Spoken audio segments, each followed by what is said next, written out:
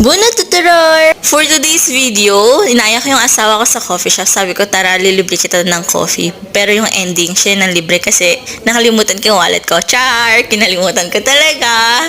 And then yan, picture-picture lang kami. Tapos, tinaray ko yung cola nila dito or yung Coca-Cola nila. Hindi siya matamis. Medyo matabang siya. Ganon talaga yung mga soft drinks dito. After namin mag-coffee, inaya ko yung asawa ko. Sabi ko sa kanya, samahan niya ako dun sa grocery. Bibili lang kako ko ng itlog. Pero ang ending, nakaisang malaking eco bag ako. Ganun kasi kapag kasama ko siya, hindi ako tumitingin sa presyo. Pero pag ako lang, Diyos ko, ultimo point, tinitingnan ko yan kung ano yung pinakamura.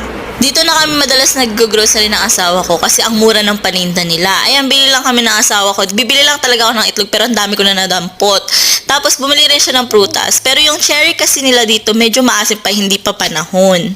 After namin mamili, umuwi na rin kami agad kasi paulan na. Yun lang. Thank you for watching. Bye-bye!